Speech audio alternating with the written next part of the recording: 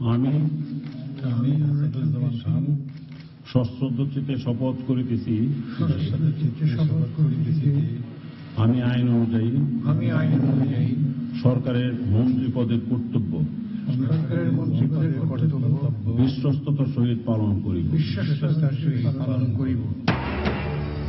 মন্ত্রিসভায় আরেক দফা যোগ হল নতুন মুখ। বঙ্গভবনে পূর্ণ মন্ত্রী হিসেবে শপথ নিলেন আসাদুজ্জামান খান কামাল, ইয়াফেস ওসমান ও নুরুল ইসলাম বিএসসি। প্রতিমন্ত্রীর দায়িত্ব পেলেন তারানা হালিম ও নুরুজ্জামান। দফতর বন্টন করে প্রজ্ঞাপন জারি।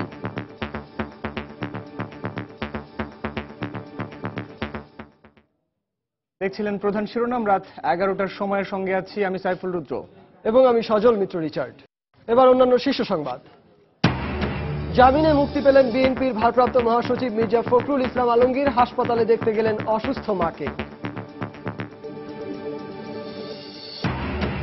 বান্দরবানে নির্মিত দেশের প্রথম ও দক্ষিণ এশিয়ার দ্বিতীয় সর্বোচ্চ সড়ক সহ 3টি প্রকল্পের উদ্বোধন করলেন প্রধানমন্ত্রী।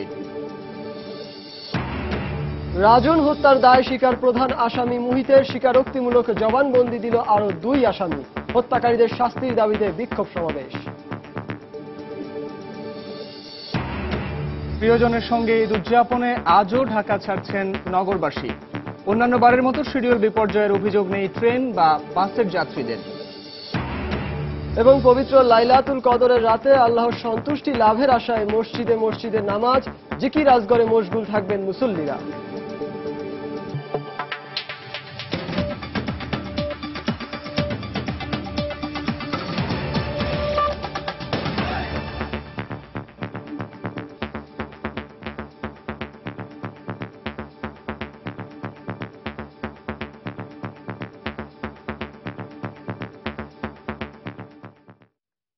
আরেক দফা নতুন মুখ যুক্ত হল মন্ত্রিসভায়। শপথ নিলেন সরকারের 3 মন্ত্রী ও 2 প্রতিমন্ত্রী। মন্ত্রী হিসেবে শপথ নিয়েছেন আসাদুজ্জামান খান কামাল, ইয়াফেস ওসমান ও নুরুল ইসলাম বিএসসি। প্রতিমন্ত্রী হিসেবে শপথ নেন তারানা হালিম ও নুরুজ্জামান আহমেদ। সন্ধ্যায় বঙ্গভবনের শপথ বাক্য পাঠ করান রাষ্ট্রপতি। নতুন দায়িত্ব পেয়ে পূর্ণমন্ত্রীরা নিষ্ঠার সাথে কাজ করার প্রতিশ্রুতি জানালেন। আর প্রথমবারের মতো মন্ত্রিসভায় যুক্ত হতে পেরে নতুন দায়িত্বকে চ্যালেঞ্জ হিসেবে নিলেন প্রতিমন্ত্রীরা। মন্ত্রিসভার সদস্য হিসেবে শপথ নিতে বিকেলে বঙ্গভবনে পৌঁছান নতুন মন্ত্রী প্রতিমন্ত্রীরা। প্রধানমন্ত্রী শেখ হাসিনা, মন্ত্রিসভার সিনিয়র সদস্য আর নতুন মন্ত্রী প্রতিমন্ত্রীদের পরিবারের সদস্যদের উপস্থিতিতে অনাড়ম্বর পরিবেশে শপথ বাক্য পাঠ করান রাষ্ট্রপতি মোহাম্মদ আব্দুল হামিদ। প্রথমে শপথ নেন 3 মন্ত্রী আসাদুজ্জামান খান কামাল, স্থপতি ইয়াফেস ওসমান এবং নুরুল ইসলাম বিএসসি। এর মধ্যে আসাদুজ্জামান খান কামাল এবং ইয়াফেস ওসমান প্রতিমন্ত্রী হিসেবে দায়িত্ব পালন করে আসলেও টেকনোক্রেট কোটায় মন্ত্রিসভার নতুন মুখ সাবেক সংসদ সদস্য চট্টগ্রামের আওয়ামী লীগ নেতা নুরুল ইসলাম বিএসসি। এরপর প্রতিমন্ত্রীর শপথ নেন সংরক্ষিত মহিলা আসনের সংসদ সদস্য তারানা হালিম এবং লালমনিরহাটের সংসদ সদস্য নুরুজ্জামান আহমেদ। নতুন দায়িত্ব পেয়ে উচ্ছ্বসিত অভিব্যক্তি জানালেন মন্ত্রীরা। নিষ্ঠার সঙ্গে কাজ করারও প্রতিশ্রুতি জানান তারা। আমি নতুন কিছু দেওয়ার কথা বলছি না। আমার কথা হলো যে আমরা সিনসিয়ারলি যে কাজগুলো করছিলাম সেই কাজে হয়তো বা বাইরে গেলে পরে হয়তো আমার একটু কাজ করতে সুবিধা হবে, এইটুকু বলতে পারি। কোনো বড় চ্যালেঞ্জ কিছু না, বড় ধরনের কোনো চ্যালেঞ্জ নেই। দেশ চালিয়ে নেওয়াটাই চ্যালেঞ্জ। আমার তো কোনো চেঞ্জ নেই।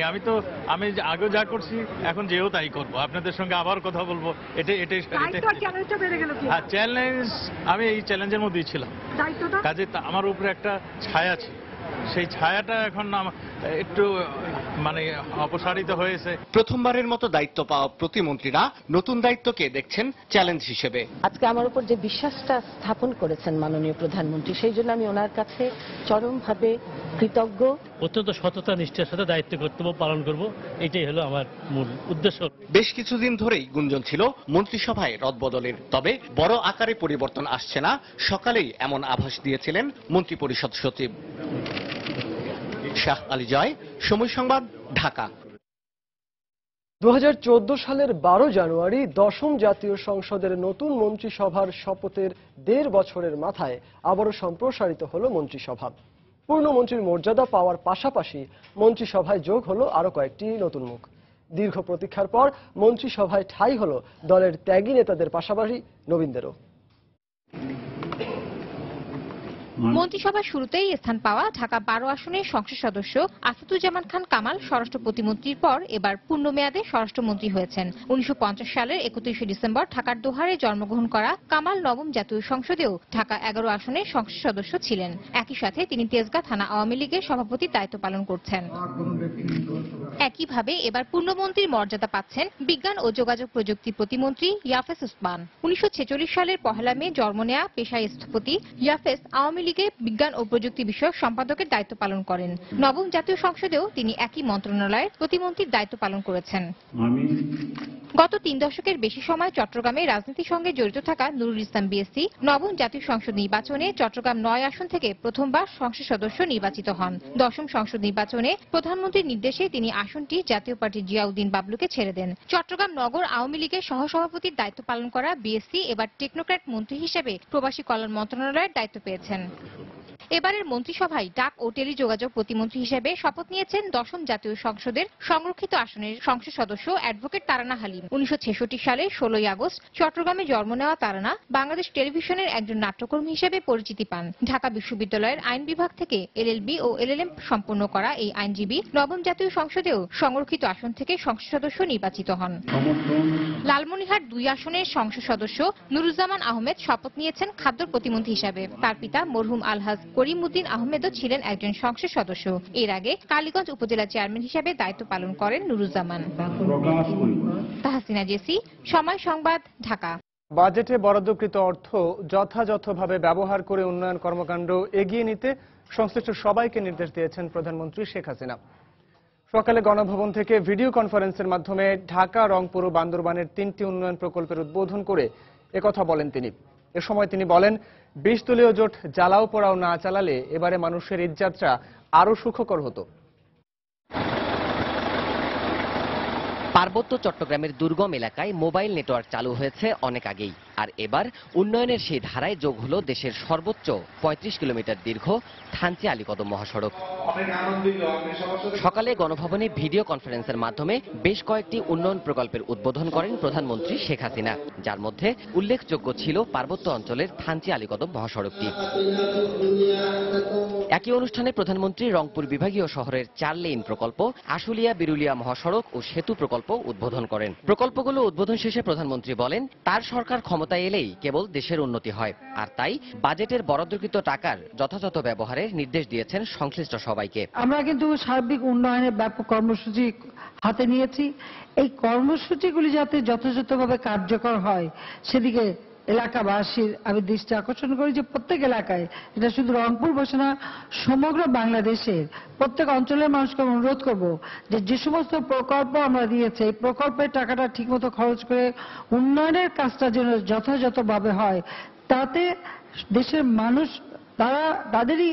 তারাই লাভবান হবেন এবং দেশের আর্থসামাজিক উন্নতি হবে। উন্নয়ন প্রকল্পগুলো এবারের ঈদে যাত্রী সাধারণের জন্য ঈদ উপহার ঘোষণা দিয়ে তিনি বলেন, 20 দলীয় জোট ধ্বংসাত্মক জ্বালাও পোড়াও না চালালে এবারের মানুষের ঈদ যাত্রা আরো সুখকর হতো। আমি আজ পর্যন্ত জীবনে দেখি নাই যে আন্দোলনের নামে মানুষ পুড়িয়ে মারা আর এই যে এভাবে সম্পদ, জাতীয় সম্পদ ধ্বংস করা আর লঞ্চে আগুন দিয়ে লঞ্চ পোড়ানো, এরকম ঘটনা বোধহয় এই ধরনের ধ্বংসাত্মক জঘন্য ঘটনা এটা বিএনপি জামাতি করতে পারে, আর কোনো যারা মানুষ হিসেবে গণ্য তারা পারে না। পরে নৌ পরিবহন মন্ত্রণালয়ের অধীনে বাংলাদেশ অভ্যন্তরীণ নৌ পরিবহন কর্পোরেশন BIWTCর 3টি যাত্রীবাহী জাহাজও উদ্বোধন করেন প্রধানমন্ত্রী। এ সময় নদী খননের নির্দেশ দিয়ে তিনি বলেন, অদূর ভবিষ্যতে বাংলাদেশ অভীষ্ট লক্ষ্যে পৌঁছাবে। দেবাশিস রায়, সময় সংবাদ, ঢাকা। জামিনে মুক্তি পেয়েছেন বিএনপির ভারপ্রাপ্ত মহাসচিব মির্জা ফখরুল ইসলাম আলমগীর। সন্ধ্যায় রাজধানীর বঙ্গবন্ধু শেখ মুজিব মেডিকেল বিশ্ববিদ্যালয় থেকে তিনি মুক্তি পান। ঢাকা কেন্দ্রীয় কারাগারের ডেপুটি জেলার সর্বোত্তম চাকমা তার জামিনের কাগজ শেখ মুজিব মেডিকেল বিশ্ববিদ্যালয়ে নিয়ে আসেন। এর পরপরই হাসপাতালটির কারা সেল থেকে মির্জা ফখরুলকে মুক্তি দেওয়া হয়। জামিনে মুক্তি পাওয়ার পর মির্জা ফখরুল বলেন খুব শিগগিরই চিকিৎসা নিতে দেশের বাইরে যাবেন তিনি। মুক্তির পরই মির্জা ফখরুল নিজের অসুস্থ মাকে দেখতে রাজধানীর ইউনাইটেড হাসপাতালে যান। নিজের চিকিৎসার জন্য রাতে ওই হাসপাতালেই থাকবেন মির্জা ফখরুল। বিএনপির এই নেতাকে 6 মাসের অন্তর্বর্তীকালীন জামিন দিয়েছেন হাইকোর্ট। গত 6 জানুয়ারি জাতীয় প্রেস ক্লাব থেকে সংবাদ সম্মেলন করে বের হওয়ার সময় গ্রেফতার হন মির্জা ফখরুল।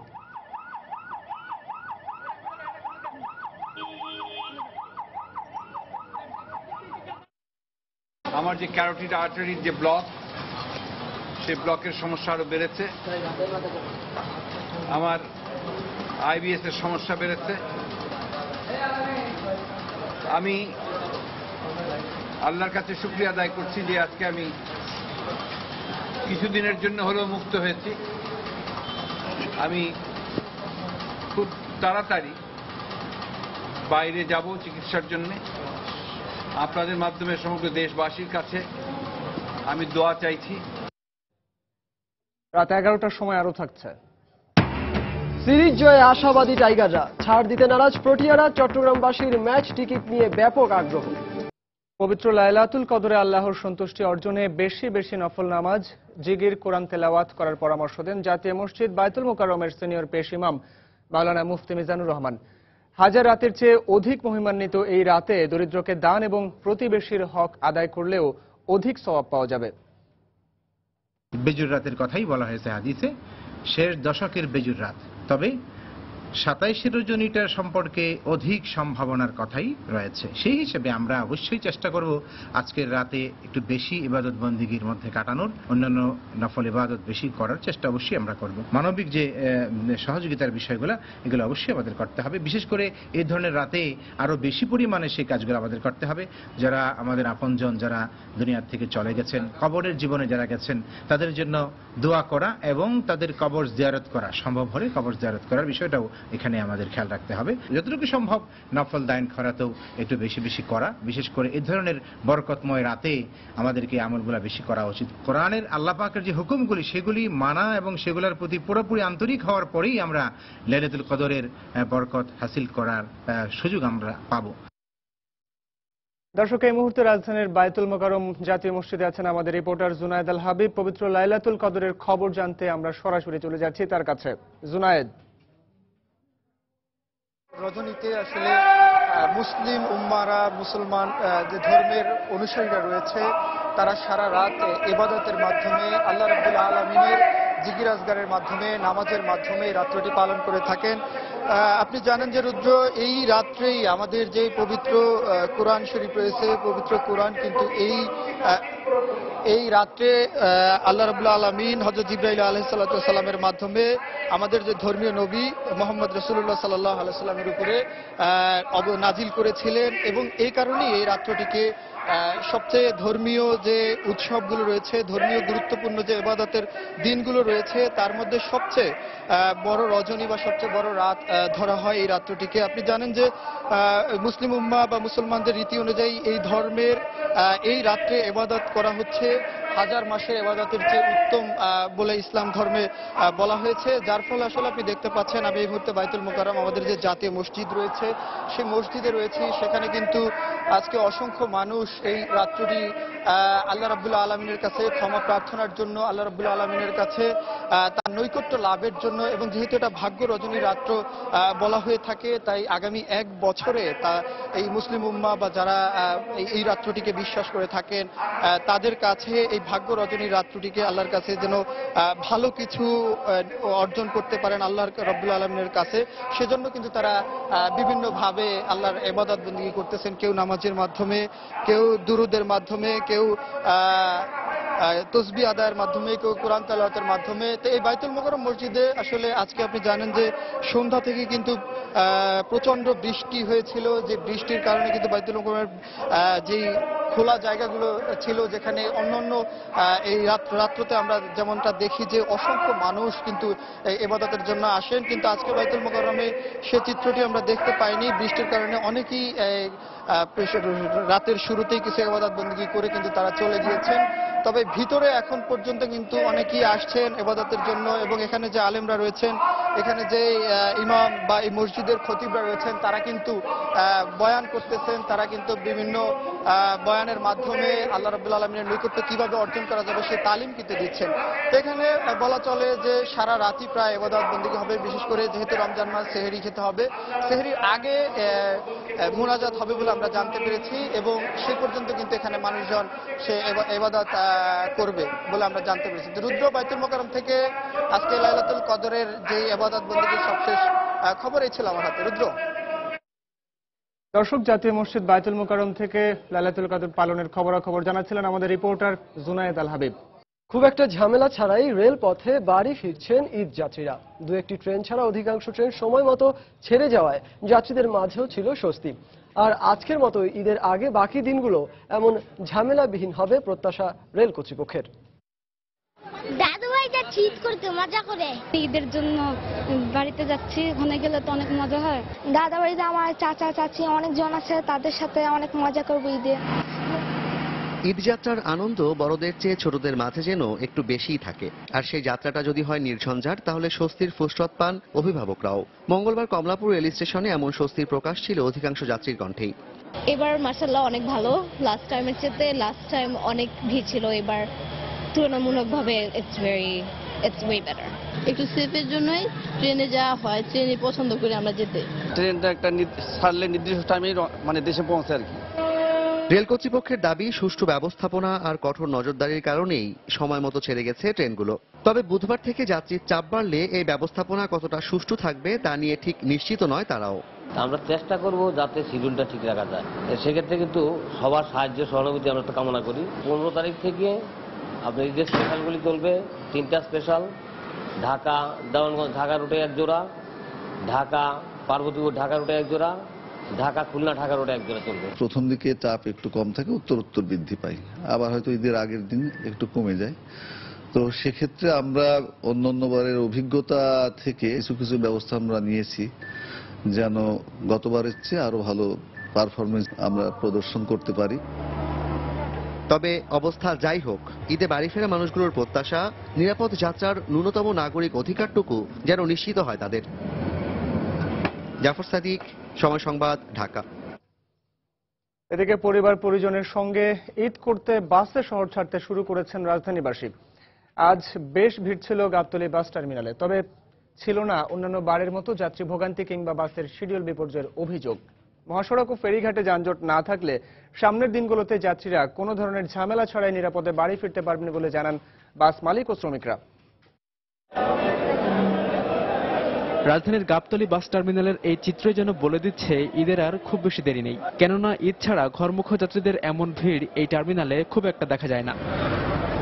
বাড়ি ফেরা নিশ্চিত করতে মঙ্গলবার সকালে অগ্রিম টিকিটে উল্লেখিত সময়ের বেশ আগেই গাবতলীতে আসেন যাত্রীরা। এরপর বাস ছাড়া নির্ধারিত সময়ের অপেক্ষায় ভ্যাপসা গরমে ঘন্টার পর ঘন্টা পার করেছেন অনেকে। তারপরও কারো কণ্ঠে ছিল না আক্ষেপের সুর, বরং চোখে মুখে ছিল প্রিয়জনের সান্নিধ্য পাবার অপার আনন্দ। প্রায় 1 ঘন্টা হয়েছে বসে আছি, তারপর এখন কখন বাসায় পৌঁছাবো এটাও জানি না, ফেরিতে কি অবস্থা এটাও জানি না, তারপরও যাওয়া।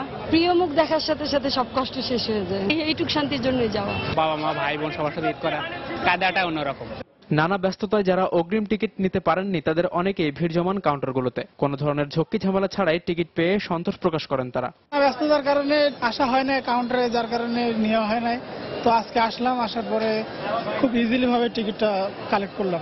আগে টিকিট কাটি নাই, তো এখন এসে দেখি যে 12:30টার আগে আর গাড়ি নাই, টিকিট কেটে বসে আছে। 16 তারিখ নাইট আর 17 তারিখ সকাল ছাড়া সব টিকিটই খালি। রাস্তার ঘাটে কোনো প্রবলেম নেই, ঘাট ক্লিয়ার আছে।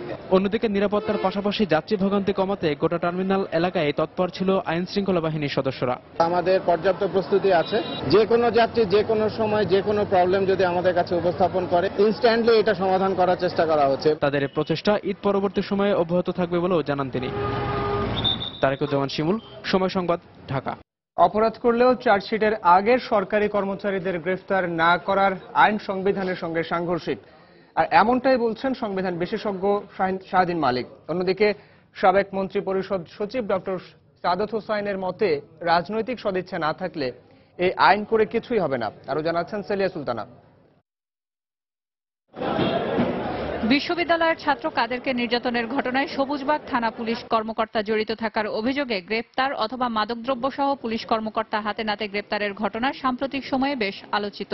চোরাচালানে জড়িত থাকার অভিযোগে সরকারি কর্মকর্তাদের আইনের আওতায় নিয়ে আসার নজির রয়েছে।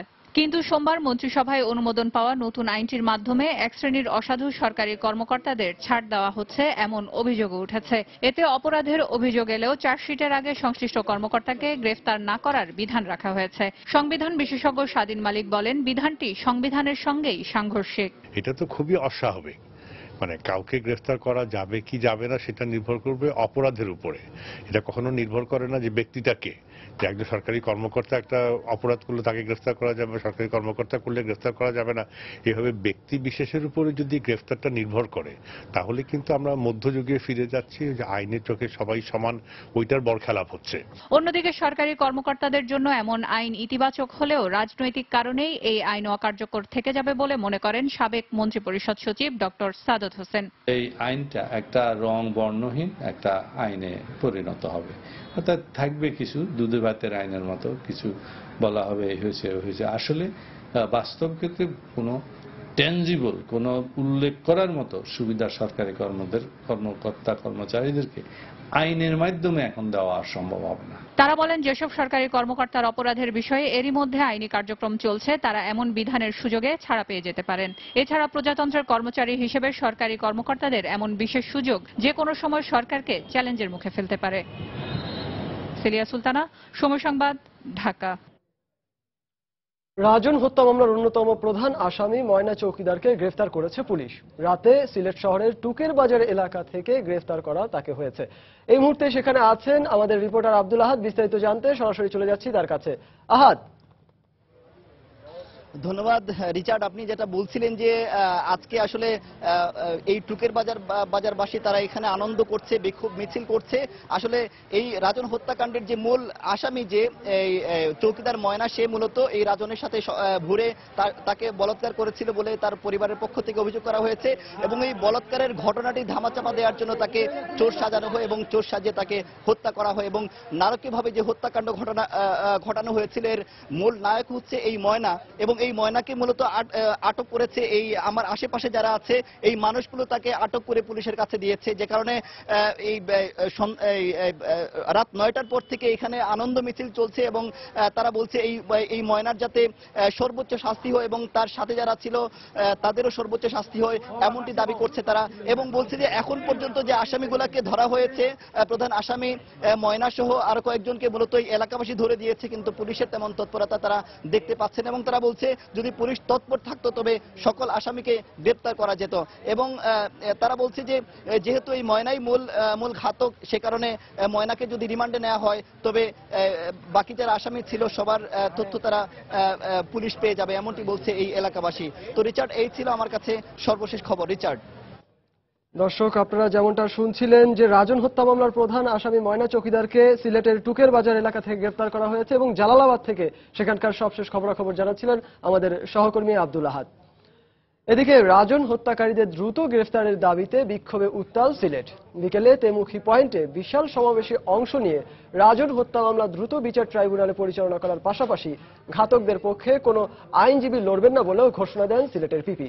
অন্যদিকে রাজন হত্যার সঙ্গে সম্পৃক্ততা থাকার কথা প্রধান আসামি মুহিতের স্বীকারের পর আজ স্বীকারোক্তিমূলক জবানবন্দি দিয়েছে আরো 2 আসামি। সিলেট থেকে নৌশাদ আহমেদ চৌধুরীর ক্যামেরায় আব্দুল আহাদের রিপোর্ট। মিছিলে প্রতিবাদী মানুষের স্রোত, বাদ যায়নি বিদ্যালয়ের শিক্ষার্থী ও কোমলমতি শিশুরাও। কণ্ঠে একই ধ্বনি, ফাঁসি চাই, রাজন হত্যার ফাঁসি চাই। শোকে কাতর মানুষগুলো শত শত মিছিল নিয়ে মঙ্গলবার দুপুরে তেমুখী পয়েন্টে সমাবেশে অংশ নেয়। যে জায়গায় রাজনকে হত্যা করা হয় সেখানে দাঁড়িয়ে তারা শপথ নেয় অপরাধীদের কেউ প্রশ্রয় না দেয়ার। জাতীয় পত্রিকায় তাদের ছবি সহ নাম এসেছে, এদের নাম এফআইআর এ আসে নাই। যতদিন পর্যন্ত না এদের ফাঁসি না হয় ততদিন পর্যন্ত আমরা পিছপা হব না। সমাবেশে সাধারণ মানুষের পাশাপাশি বিভিন্ন রাজনৈতিক দল, সামাজিক ও পেশাজীবী সংগঠনের নেতারা বক্তব্য রাখেন। হাজারো মানুষের সামনে সিলেটের পিপি অ্যাডভোকেট মিসবাউদ্দিন সিরাজ অপরাধীদের পক্ষে আদালতে কোনো আইনজীবী দাঁড়াবেন না বলে ঘোষণা দেন। রাজনের এই হত্যাকাণ্ডের জন্য এই মামলার সকল দায় দায়িত্ব পরিচালনার জন্য 90 দিনের মধ্যে সেই বিচার রায় আমরা ঘোষণা করাবো। আমাদের আদালতের 1400 আইনজীবী রয়েছেন, রাজন হত্যাকারীদের পাশে তারা দাঁড়াবে না। এদিকে অপরাধীদের অবস্থান নিশ্চিত করা হয়েছে, তাই 24 ঘন্টার মধ্যে তাদের গ্রেপ্তার করা সম্ভব বলে আশ্বস্ত করেন জালালাবাদ থানার ভারপ্রাপ্ত কর্মকর্তা। আগামী 24 ঘন্টার মধ্যে আমরা একটা ভালো খবর যাতে আমরা এই জাতিকে দিতে পারি সেটা আমরা চেষ্টা করে যাব। সকালে মামলার অন্যতম আসামি ইসমাইলকে সিলেট মেট্রোপলিটন ম্যাজিস্ট্রেটের আদালতে হাজির করে 5 দিনের রিমান্ডে নেয় পুলিশ। এছাড়া বিকেলে অপর 2 আসামি আজমতুল্লাহ ও ফিরোজ আলী 164 ধারায় আদালতে ঘটনার স্বীকারোক্তিমূলক জবানবন্দি দেয়। আব্দুল আহাদ, সময় সংবাদ, সিলেট।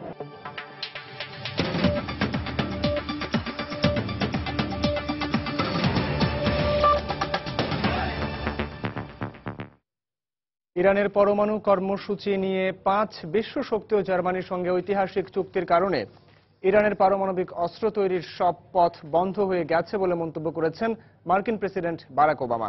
সেই সঙ্গে এই চুক্তির ফলে যুক্তরাষ্ট্র সহ পুরো বিশ্ব আগের চেয়ে অনেক বেশি নিরাপদ হবে বলে মন্তব্য করেন তিনি। মঙ্গলবার ইরানের পরমাণু কর্মসূচি নিয়ে 6 বিশ্ব শক্তির সঙ্গে ঐতিহাসিক চুক্তি নিয়ে দেয়া এক ভাষণে ওবামা একথা বলেন। This deal demonstrates that American diplomacy can bring about real and meaningful change. এই পারমাণবিক চুক্তি যুক্তরাষ্ট্র ও বিশ্বকে আগের চেয়েও অনেক বেশি নিরাপদ করবে। শুধুমাত্র পারস্পরিক বিশ্বাসের উপর নির্ভর করে এই সমঝোতা হয়নি।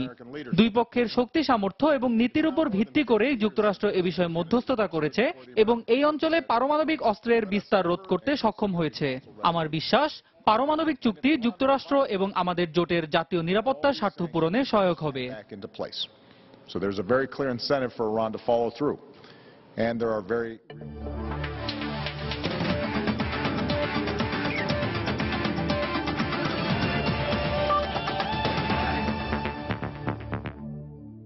বাংলাদেশ দক্ষিণ আফ্রিকা ওয়ানডে সিরিজের খবর। ওয়ানডে সিরিজ এখন 1-1 সমতায়। তাহলে সিরিজ উঠবে কার হাতে? এই মিশনে লাকি ভেন্যু চট্টগ্রামে সুযোগটা হেলায় হারাতে চায় না টিম বাংলাদেশ। এমনটাই জানিয়েছেন বিশ্বসেরা অলরাউন্ডার সাকিব আল হাসান। অন্যদিকে কন্ডিশন নিয়ে খানিকটা চিন্তিত হলেও সিরিজ বাঁচাতে সেরাটা দিতে প্রস্তুত বলে জানান প্রোটিয়া স্পিনার ইমরান তাহির। বুধবার বিকেল 3টায় চট্টগ্রামের জহুর আহমেদ চৌধুরী স্টেডিয়ামে সিরিজ নির্ধারণী ম্যাচে মুখোমুখি হবে বাংলাদেশ ও দক্ষিণ আফ্রিকা।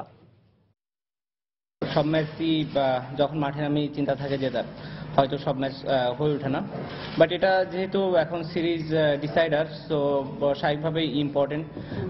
লাস্ট অনেকদিন ধরে আমরা হোমে হারিনি, সো আমাদের জন্য আরেকটা অপরচুনিটি যদি আমরা ম্যাচটা ভালোভাবে খেলতে পারি এবং জিততে পারি, সো অবশ্যই বড় অপরচুনিটি। 3টা ডিপার্টমেন্টে আমাদের বেটার করতে হবে যদি আমরা ম্যাচ জিততে চাই। আমরা সাউথ আফ্রিকাকে কোনো সিরিজে কখনো হারাতে পারিনি, তো সেটাই একটা বড় ব্যাপার। সো যদি আমরা সিরিজটা জিততে পারি এটা অবশ্যই আরো অনেক বড় ব্যাপার হবে। I think it was a good pitch. আমরা এমন একটা পর্যায়ে আছি যেখানে ভুলের সুযোগ নেই। তবে আগের ম্যাচে কি হয়েছে তা নিয়েও খুব একটা ভাবছি না আমরা। নতুন ম্যাচ, তাই নতুন পরিকল্পনা নিয়ে নতুন করে শুরু করব। এখানকার কন্ডিশনের সঙ্গে মানিয়ে নিয়ে নিজেদের সর্বোচ্চটা দিয়েই ভালো খেলার চেষ্টা করব আমরা। যে কোনো চ্যালেঞ্জ নিতেই প্রস্তুত আমাদের দল। জয়ের ব্যাপারেও আশাবাদী আমরা। দর্শক, রাত 11টার সময় এ পর্যায়ে শীর্ষ সংবাদগুলো জানিয়ে দিচ্ছি আরো একবার। আমি আইন অনুযায়ী সরকারের মন্ত্রী পদের কর্তব্য বিশ্বস্ততার সহিত পালন করিব। মন্ত্রিসভায় আরেক দফা যোগ হলো নতুন মুখ। পূর্ণমন্ত্রী হিসেবে শপথ নিলেন 3 জন। 2 জন পেলেন প্রতিমন্ত্রীর দায়িত্ব। দফতর বন্টন করে প্রজ্ঞাপন জারি। প্রিয়জনের সঙ্গে ঈদ উদযাপনে আজও ঢাকা ছাড়ছেন নগরবাসী। অন্যান্য বারের মতো শিডিউল বিপর্যয়ের অভিযোগ নেই ট্রেন বা বাসের যাত্রীদের। বান্দরবানে নির্মিত দেশের প্রথম ও দক্ষিণ এশিয়ার দ্বিতীয় সর্বোচ্চ সড়ক সহ 3টি প্রকল্পের উদ্বোধন করলেন প্রধানমন্ত্রী। জামিনে মুক্তি পেলেন বিএনপির ভারপ্রাপ্ত মহাসচিব মির্জা ফখরুল ইসলাম আলমগীর। হাসপাতালে দেখতে গেলেন অসুস্থ মাকে। রাজন হত্যা মামলার অন্যতম প্রধান আসামি ময়না চৌকিদার গ্রেফতার। হত্যার দায় স্বীকার প্রধান আসামি মুহিতের। স্বীকারোক্তিমূলক জবানবন্দি দিল আরও 2 আসামি। এবং আজ পবিত্র সবই কদর। আল্লাহর সন্তুষ্টি লাভের আশায় রাতভর নফল নামাজ, জিকির আজগর, কোরআন তেলাওয়াতে মশগুল থাকবেন মুসল্লিরা। দর্শক, এই ছিল রাত 11টার সময়ে। যে কোনো খবর পেতে ভিজিট করুন সময়নিউজ.tv। সঙ্গে থাকুন সময়।